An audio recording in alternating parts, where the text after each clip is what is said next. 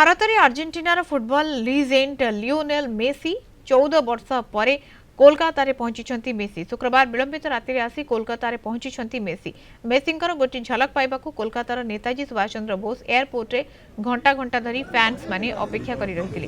तीन दिनिया गोट India tour रे थिबा मेसी को कोलकाता रे भव्य स्वागत करा जायछि। मेसी सम्मान रे कोलकातार सल्ट लेक स्टेडियम रे स्वतंत्र कार्यक्रम आयोजन करा जायछि। एही अवसर रे मेसींकर एक 70 फुट उच्च ब्रोंज प्रतिमूर्ति उन्मोचित हेबो। मेसी निजे प्रतिमूर्ति उन्मोचन करेंगे। 2011 मसीह अर्जेंटीना दल वेनेजुएला विपक्ष में सल्ट लेक स्टेडियम रे बंधुत्वपूर्ण मैच खेलिता। एक गस्त अवसर में कोलकाता, हैदराबाद, मुंबई और नुआ दिल्ली रे विभिन्न कार्यक्रम रे जोगदेवे।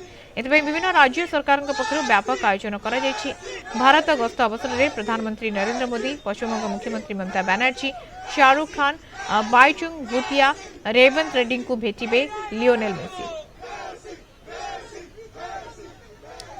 कोलकाता ब्यूरो हेड प्रमोद महांती फलाइन जोड़ी होती। प्रमोद, मेसी क्रेज देखा मिलूँ कोलकाता रे किभली भाव चित्र? मधुस्मिता, अर्जेंटीनार फुटबॉल दलर पूर्वतन तारका तथा बार्सिलोनार सहकारी कोच लियोनेल मेसी कोलकाता रे पहुंची। शुक्रवार रात्रि 2:46 रे से कोलकाता विमान बंदर रे पहुंचवा परे तांकू नहीं एक स्वतंत्र उत्साह सृष्टि होता। एवं विमान बंदर 4 नंबर गेट रे जेतबळे से बाहर को आसुथिले तो सेतबळे असंभव भीड़ भक्त माने करथिले।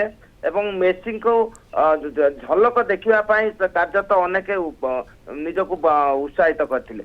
एवं कड़ा निरापत्ता व्यवस्था मध्य बाहर को निया जाइतिला। एवं बाहर सुना जाउतिला केवल मेसी मेसी चित्कार।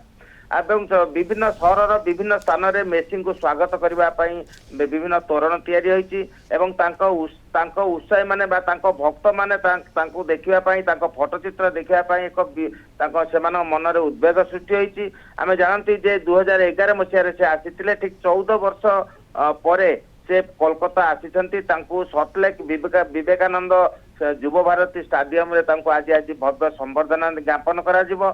मुख्यमंत्री ममता बनर्जी निजे उपस्थित रहिबे एवं शाहरुख खान, सौरभ गांगुली प्रमुख उपस्थित रहिबे। एवं सबुठारु गुरुत्वपूर्ण विषय जे मेसी को एक 70 फुटर धातु निर्मित एक मूर्ति जो कि से विश्वकप धरी एक निर्माण होइछि एवं सही मूर्ति लेक टाउन रे निर्माण होइछि।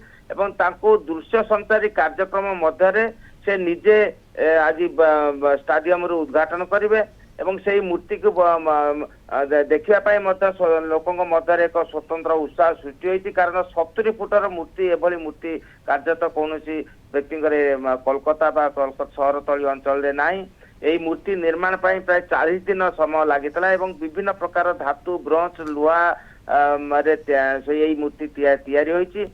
एवं से निजे विश्वकप धरी अवस्था से मूर्ति को तैयारी करा जायछि। एवं एही मूर्तिर जो निर्माण शैली कार्यत अनेकों को आश्चर्य करिछि। बिल्कुल विभिन्न प्रकार तमाम कार्यसूची रहुछि जेतबे मेसी आसी पहुंचुछंती एवं मेसी को क्रेज देखा मिलुछि कहीं समस्ते मेसी को देखा झलक देखा समस्त उत्साह देखा मिलुछि। बहुत बहुत धन्यवाद प्रमोद। सूचना कोलकाता ब्यूरो हेड प्रमोद महांती हम सहित जोड़ी होते।